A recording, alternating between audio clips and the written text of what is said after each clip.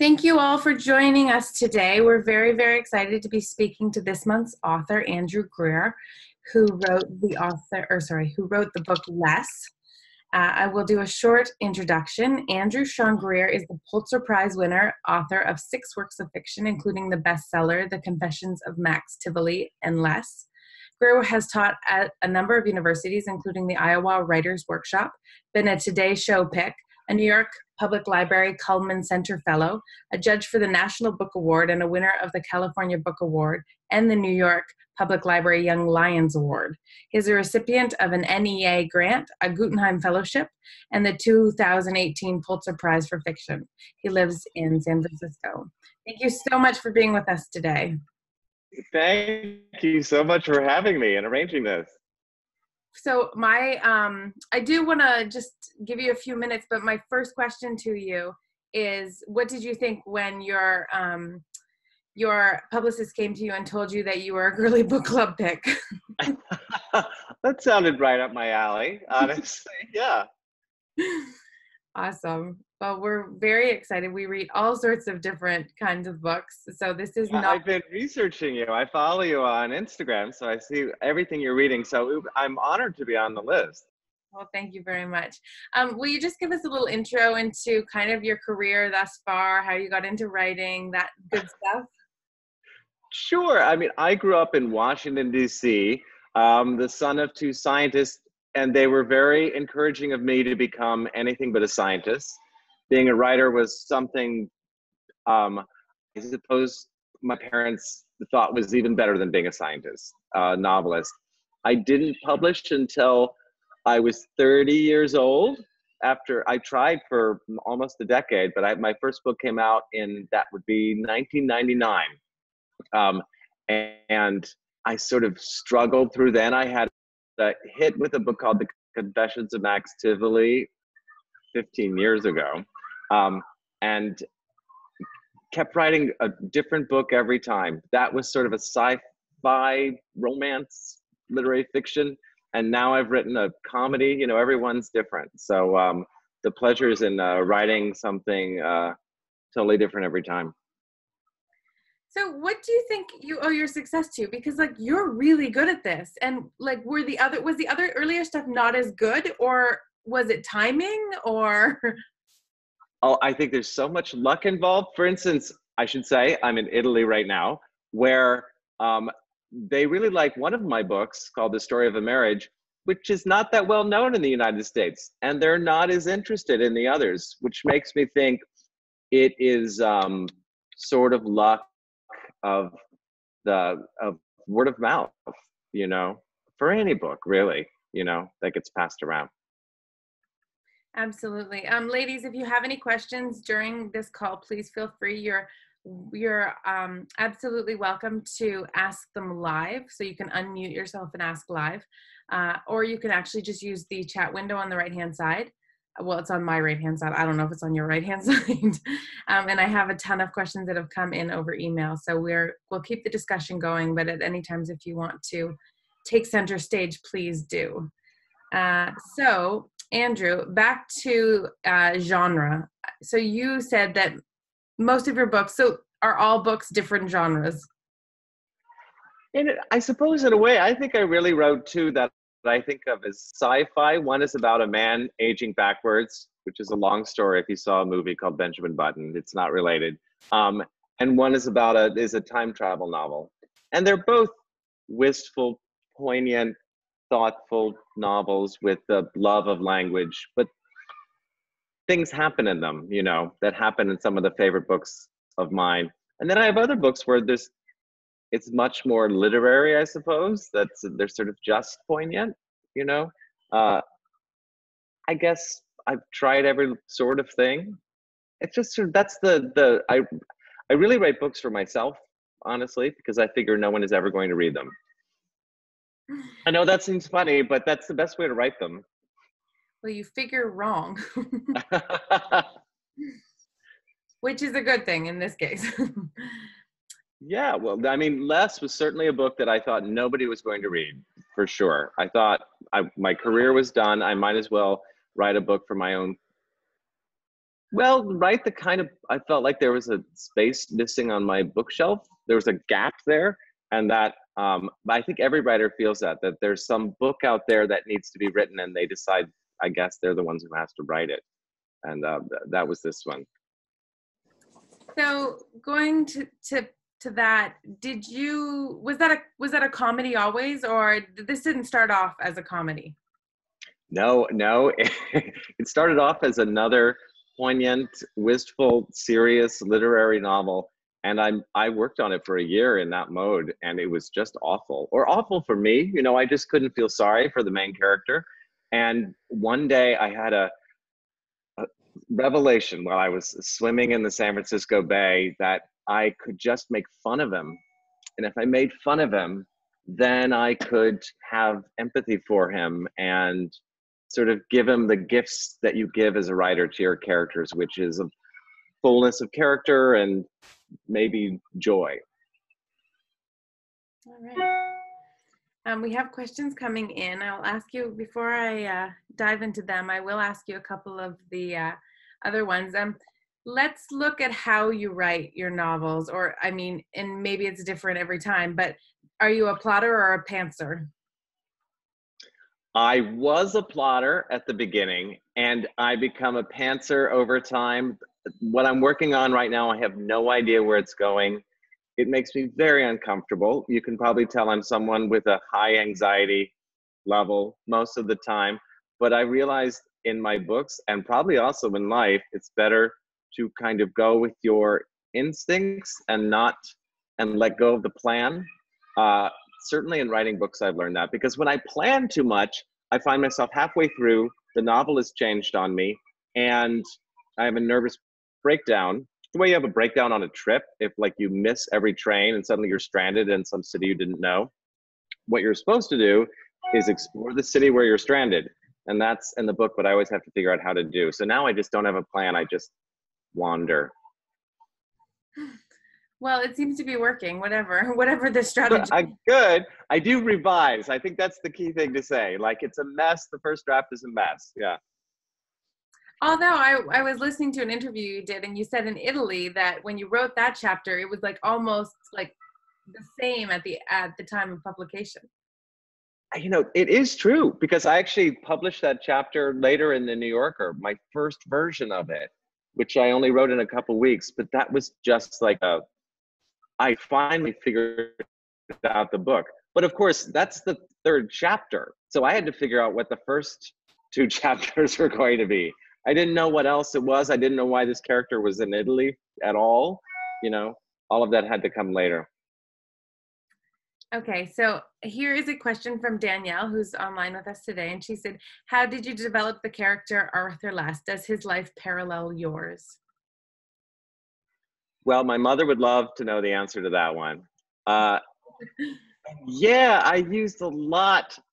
I've never put a character that would looked so much or acted so much like me into a book, and I stole a lot of things from my life. But I will say,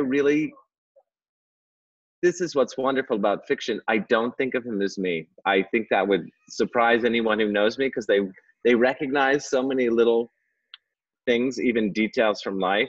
But he isn't me. He's a I think a better person, and a worse person. I gave him my best and worst qualities, um, which means he's more irritating than I am. I'm, as you can tell, incredibly charming and with no flaws. Uh, and but he also is much more innocent and maybe, I was going to say, deserving of a happy ending. That's not a very nice thing to say about myself. Um, yeah, his innocence is something that I'm sure no one over 40 could keep intact, and I think that's his characteristic that I really was charmed by. Before I go to this question by Catherine, I just want to mention that probably one of the most shocking parts of the book was that he was a bad lover. I know. I'm sorry about it. My editor really made me change that chapter, because she was so upset um, that I would make him a bad lover. And I thought, oh, no, it's great. If you're writing about a male character, and they're always supposed to be, you know, great heroes in bed, I thought, he cannot be, you know, we had the truth must be told. But I also have, there's a secret part to that, that he's not a champion in bed, but he has other qualities. He's a great kisser, and he's very in the moment. And I think for some people that counts as good in bed, you know. Fair enough. Poor guy. I know, thank God he's not a real person. Catherine has asked here, what was the most, it's quite a long question, so I will just read it in its entirety. What was the most enjoyable character for you to write in Less? I started to truly enjoy Arthur and his experience by the time he was in Germany. Did you conscientiously do anything in this chapter to switch this perspective?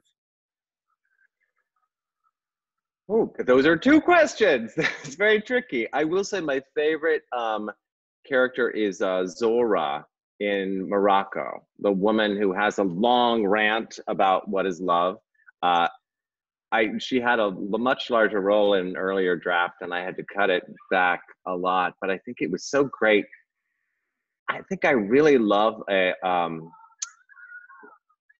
I have a strong, opinionated mother, and I think I've always appreciated strong, opinionated women, and it was great to have one in the book.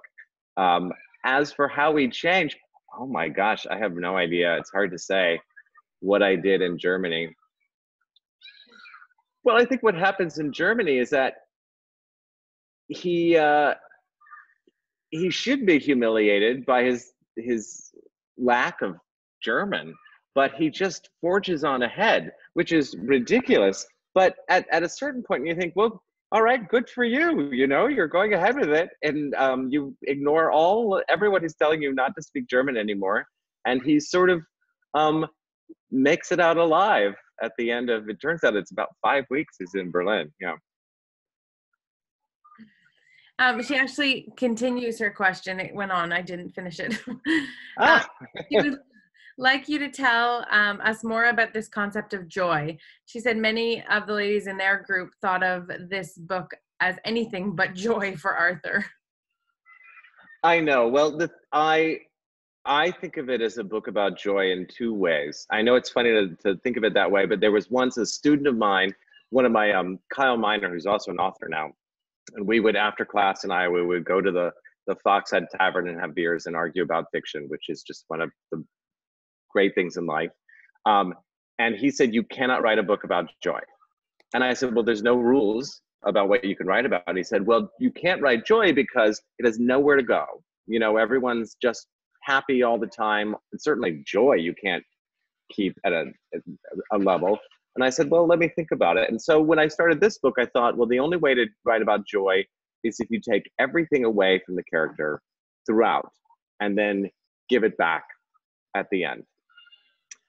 And then the other way to write about joy is the way that Marcel Proust does, which is, it's not that wonderful things happen to the characters, but that you have a narrator who's paying close attention to every detail of life so that you feel a kind of euphoria of attention of all the things that our lives are so rough that we can't pay attention to every pebble and every little car and things that's seen through the windows. But it's lovely when an artist is able to remember for us and gather everything together so that it feels vibrant. And I think that that's a kind of joy, to feel that even the back alleys of Berlin or the rocky outcrops of Morocco have something marvelous in store for you, is a kind of joy. I can be on board with that. I like that answer. Yeah.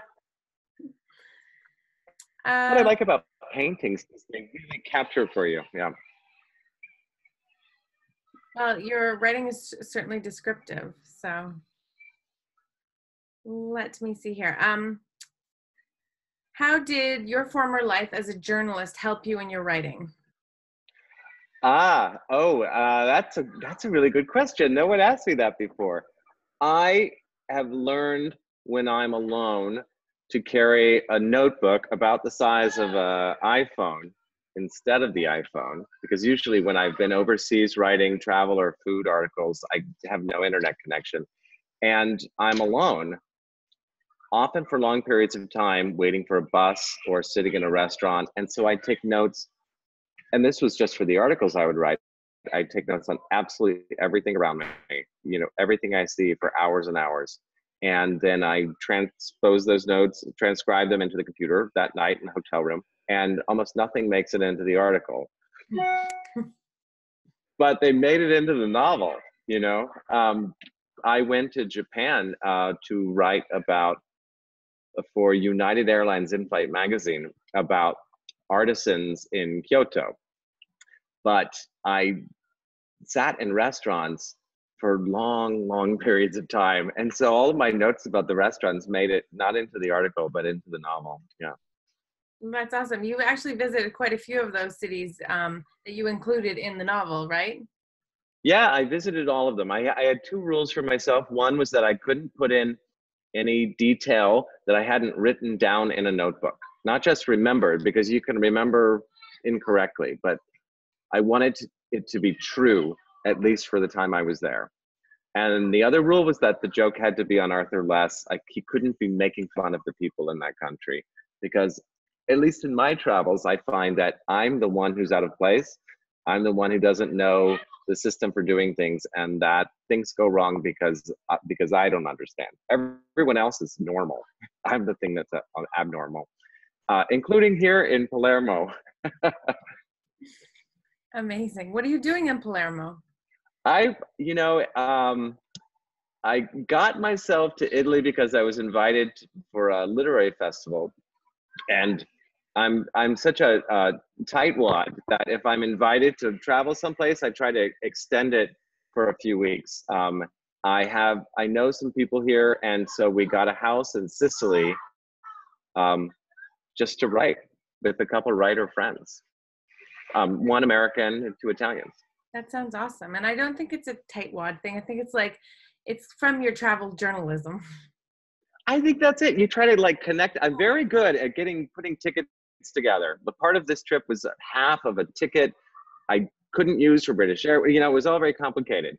But I've got myself, and tomorrow I go to an island called Favignana, which is, there's not even cars there. So I'll be there for 2 weeks. There's no internet, so I'm glad you got me today. And just to write and swim in the Mediterranean and eat Italian food. That sounds terrible. Yeah, I know. Wow. I'm going to go back over here to our questions from our members online. So Hillary from Baltimore asks, throughout Less, people around Arthur keep getting sick. At the Baltimore Girly Book Club meeting, we debated if there was some intended symbolism. Some argued that Arthur was making people sick, but as an Arthur fan, I can't believe that was the intended message. People ask me that all the time. They ask me why everyone got sick. I don't know. What I think is that Arthur, in his, God bless him, narcissism, makes it about him. Surely there's some cold going around Berlin that has nothing to do with Arthur Less, but he's watching everyone get sick around him, and he's thinking, it's got to be me. I'm boring everyone to death. There's something so wrong with me that I'm boring them to death, sending them to the hospital. Yeah. So let's just examine the Pulitzer for a minute here. Can you tell us that's the pinnacle of success for an author. What did that feel like? How did you find out? It's a good story how I found out. I had a job for 2 years in Italy as director of a writer's residency outside of Florence, which sounds very glamorous. It was glamorous. It's more like running a hostel, like a lot of electrical problems and plumbing, and I changed sheets, and I cooked every Thursday night and Sunday for all the writers. So I wasn't sitting in a throne somewhere. Part of my job, my boss was a 93-year-old baronessa, and she had an incontinent pug. Still alive, both of them. And so Margaret Atwood was coming, and I thought, we have to train the dog to wear diapers, because it won't do to have Margaret Atwood here while the dog is doing her business all over the house. So I had all these diapers sent from like Amazon somehow, to try to see which ones would fit. And it was the first night I had persuaded the dog. There were diapers with suspenders and rhinestones on them. And I had trained the dog to get into the diapers in order to place her in the Baroness's bed. And the Baroness had accepted this. I was also training the Baronessa to have a dog in diapers. And I was feeling very happy with this small success when I went downstairs, and a friend of mine who was there showed me his cell phone. It was probably 9 or 10 at night. It was after dinner. We didn't have good cell phone reception. And the cell phone said, it was a link to the San Francisco Chronicle that says Andrew Sean Greer wins Pulitzer Prize. And it was the last thing I was thinking about on that evening. And I looked at my phone and I had 100 text messages. Oh my gosh. Right. I mean, I just hadn't looked at, I was working, working in whatever way. But the text messages all were like a dancing lady, martini glass, fireworks. They were not very informative. So I saw that the last couple phone calls that I had were all from Michael Chabon and members of his family. And he's the author of, he won the Pulitzer Prize in, I think, 2001. He's a good friend of mine. And he wrote The Adventures of Cavalier and Clay, and he has a new Star Trek series coming out. So I called him because I thought he'll know if this is true, because so much, so many improbable links go around. You don't believe what you see. And so I called him and he said, Andy, you won the Pulitzer Prize. And that's how I believed it. Yeah. And I got very drunk. That's incredible. That's such a great story. Yeah, it was really, that was not where my life was heading at that moment. I was truly surprised. It's so awesome too that you won it with this book because of just like the storyline and everything. Like, it's just the irony. I don't know what to say. I know. Yeah, it's true. Yeah, it's true. I have to say, one of the nicest things was, like, I was already very happy with this book. I was happy when I finished it. I thought I made the book that's in my head, which is what any writer wants. And then it had a certain success in the United States that I was really pleased, and it was over. And I was moving on. And so to out of nowhere get the Pulitzer Prize for it, I was not in a bad state or anything. It was just shocking to be rewarded for something I was already proud of, That's wonderful. You've Yeah. won a lot of awards already. This obviously is another level. Where do you go from here? Yeah, down, right? Yeah. I think I will say I had to leave that job as much as I loved it, because a sort of strange door opens for a little while when you win the Pulitzer Prize, where you're asked to speak at things, and also where I had to go on suddenly a giant book tour of the United States, which my publisher had not planned on. One day before, there was no book tour before that. So I left my day job. I don't have a job right now, and that's pleasant because I get to write all the time. But then there's a pressure on myself. There's no excuse not to write every day. So I think what I have now is the life that I always dreamed of, which is to be able to travel and work on a novel. And now I have all the trouble that comes with that, which no one could possibly feel sorry for me about. Absolutely. So has this prize changed, do you think, how you're going to write future books, or? I hope not. I mean, I hope it doesn't screw with my brain, thinking that people are actually watching now, because like I said, it's truly honest that less I wrote thinking nobody's watching, so I can do whatever I want. Now I look at it and some things that are in there, I think, I can't believe so many people have read this part of the book, which was super personal. So I have to, maybe that's what I like about travel too, is that out here, I can also pretend that no one knows, no one's going to read it. But it does give me a freedom to write whatever I want, I suppose, if I can get my head around that. And I have plenty of reserves of doubt to be able to um, revise my book and know when I'm going wrong, I hope. um, I have a question. You wrote an article for the Washington Post, and it was called Five Books That Were Important to Me When I Was Coming Out.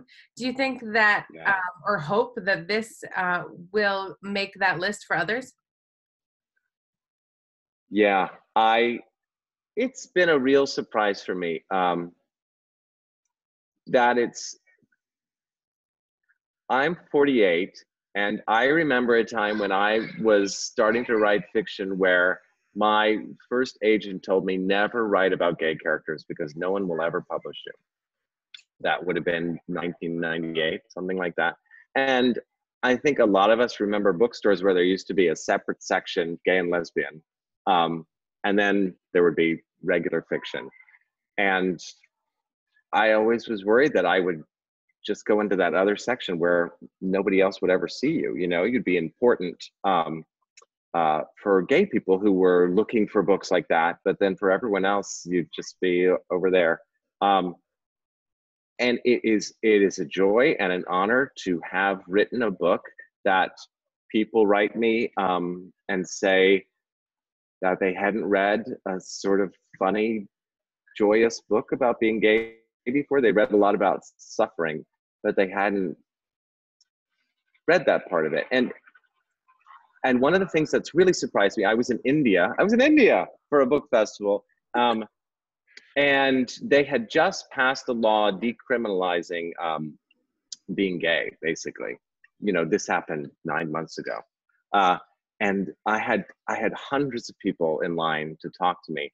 And most of them were young women who were not gay. They saw this as part of a sort of sexual revolution of freedom, so that LGBT issues were part of feminism for them. And so that my book somehow to them was about liberation, also of women, even though it's about a gay man. That I found that so, I was just in tears all the time that these women were so happy that I'd written this book, because that's what I remember fighting for, was sort of just liberation for all people, not actually gay people in particular, but everybody. And that they got that message from across the world was a joy. One of my favorite parts of the book actually is in India, when you mention, I think it's the two gentlemen, and just that culture where they hold hands, and there's that they're allowed to touch, and it's not seen as anything. It's just, and I think that Arthur feels bad that that doesn't exist for him on the other side. Yeah, no, and for straight men in places like the U.S. and Canada, that they, because I don't see that as being gay. What's shocking is that men are allowed to be affectionate and be close friends and physically affectionate with each other in those countries that maybe don't have great politics for gay people, but that in a lot of the West, that's forbidden. And I always feel bad for a little bit for straight men that they've never had that. It must be very isolating. Yeah, I completely agree. Let's see here. Ariana from Denver wondered what the inspiration for the cover art was. Oh, that's a good question because I chose it. Yeah. I wanted it to be an illustration and not a photograph. And I wanted it to be, give a sense that the book was funny and sad at the same time. And I talked to a friend of mine, an illustrator, Lisa Brown, who's a great illustrator, and asked her for a list of good artists. And I found one, I blanked on his name, Leo Esposito. That last name is wrong. Anyway, I found art he'd done for the New Yorker magazine, and he had, I just loved it. And it had a retro look. I think a lot of people thought it looks like the beginning of Mad Men, which I did not think about. Uh, but he made it look sort of like someone who's losing everything, but in a funny way. And I thought it was absolutely perfect. And I presented it to my publisher, and they didn't ask any questions. They just took my idea, which doesn't always happen. No, it doesn't always happen at all, especially with covers. Covers are very like political things. Yeah, they're tricky because they have a sales department that has serious ideas about covers that are often at odds with what we think. Just a question, the cover, is it the same everywhere? Almost the same everywhere. Now, every publisher has their own idea of what sells in their country. If anyone has loads of free time and nothing to do, they should try to find the Czech cover for less, because they went a different direction, and it's gorgeous. It's like a Renaissance painting. But almost every other country has either done that cover, or I think if they didn't feel like paying the rights to that great artist, they did something very similar, suspiciously similar, I would say. There's like two where he's holding balloons for some reason. I don't get that, but that's fine too. Yeah. Okay, this is an interesting question, and it might, if you haven't been asked it again, you probably won't have an answer off the top of your head, but if Okay. it turned into a movie, what actor would you choose to play Arthur? I love that question, although I'm not very good at it, because I know this sounds strange, but readers probably have a better visual image of Arthur than I do, or we just think of the cover in some way. And a lot of readers will suggest Neil Patrick Harris or Ewan McGregor. And my answer is always, I think, because I find it hilarious, I always say Daniel Craig, because it would be a challenge for him. I think, wouldn't he like to just try something new? Because he's the right age, you know? He could just be, he could be a sort of loser, gay American writer. I think he would just knock it out of the park. I feel like in all likelihood, Daniel Craig will be watching this video and we'll be in touch shortly. I'm sure he is, yes. Juliet, said Paul Bettany, who I don't actually know. Oh, yeah. No, other people have said that too. I think that, like, visually, it's totally on the nose. Yeah. Okay, so here's a question from one of our members that emailed me, and I'm so interested in the answer. So she said, personally, I liked why did he choose to write the names the way he did? We had generational, or the fact that Les always thought less of himself and put Robert on a pedestal, and Xavier was just a fling, a nobody, if you will. So her question is about how you named everybody in the book. Well, certainly I could. Arthur Les, I gave him. He did not have that name when he was the protagonist of a wistful, poignant literary novel, and I changed it when I made it a comedy, because I wanted to remind myself to diminish him throughout the book so that I could write about joy. And I just found it. It just cracked me up every time I saw it. So I kept the name. Arthur, I don't know where they come from. And most of the time, the characters' names I chose in the instant I was typing when they arrived on the screen. So unlike other writers like Jonathan Lethem, who has books full of names that he's longing to use, mine appeared just as I put them down, and I almost never changed them. And so I don't really know why I choose them. This is another question about anxiety. So she writes, personally, I like good. I saw in him characteristics exhibited by my friend who has severe anxiety. Knowing how limiting anxiety can be, I thought Les was very brave to be out facing his fears. But she's curious if you meant for Les to have anxiety. I developed a severe anxiety disorder just before I started writing this book, and I have it still. And part of writing the book and part of making it funny was to deal with that and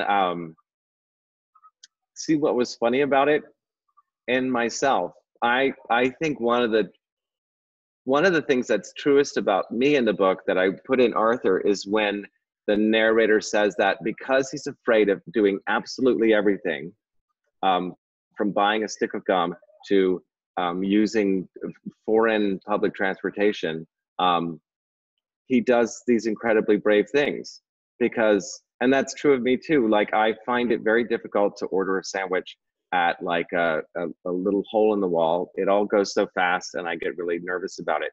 And I am as nervous as I am like flying to a foreign country and having to get myself to the airport. So I always think, well, why not fly to the foreign country? You know, I won't get the bagel.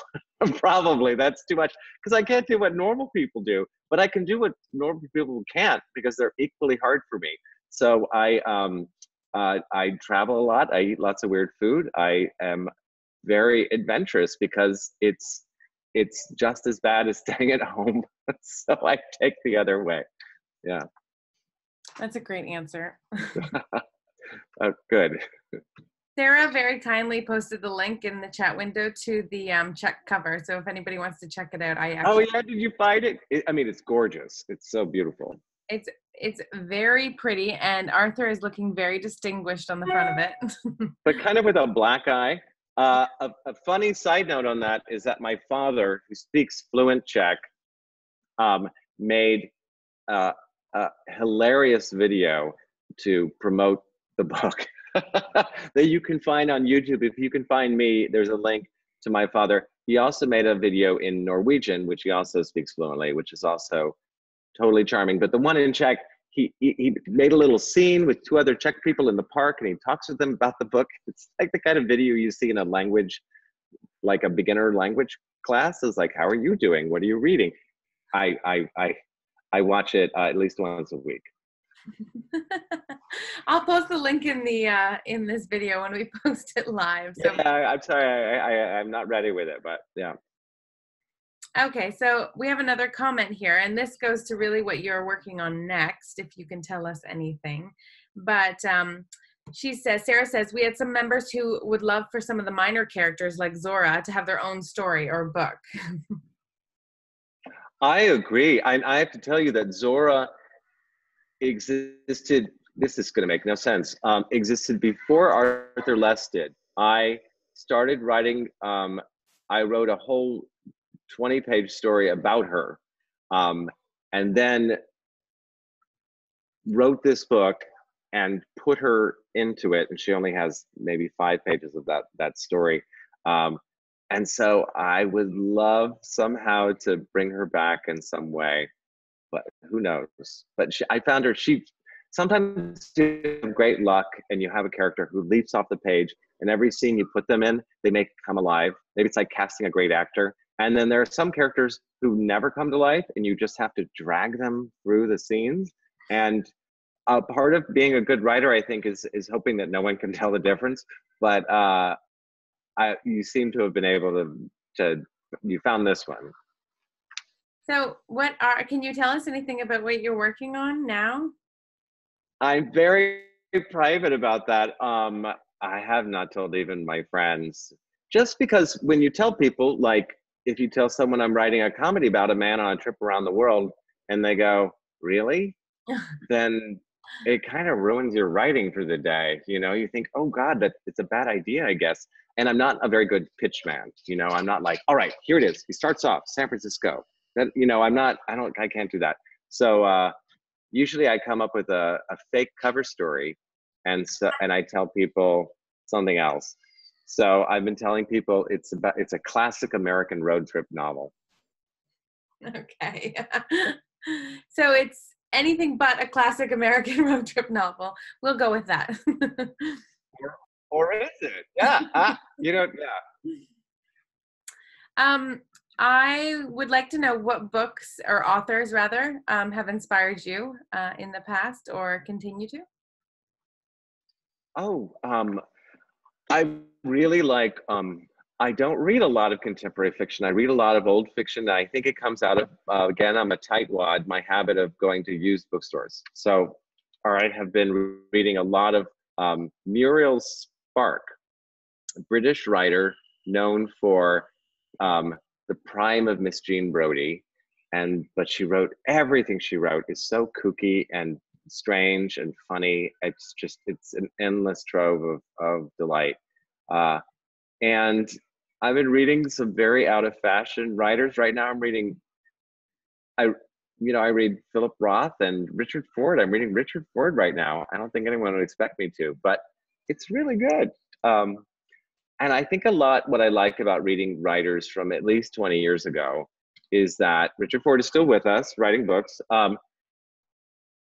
is that their style has sometimes fallen out of fashion, which means that it seems fresh to me. No one's writing that way anymore. So it's full of surprises. Reading like early John Updike, people don't write like that anymore. And some of it is amazing. Yeah. And some of it is super misogynist. So you kind of have to step over that part. Yeah. I'm finding this so curious because I feel like as a Pulitzer winner, there'd be like an expectation that you were like up on all the like really literary stuff. No, but none of my friends are either. When we sit around and talk about books, which is all we talk about, it's always, I think the New York Review of Books,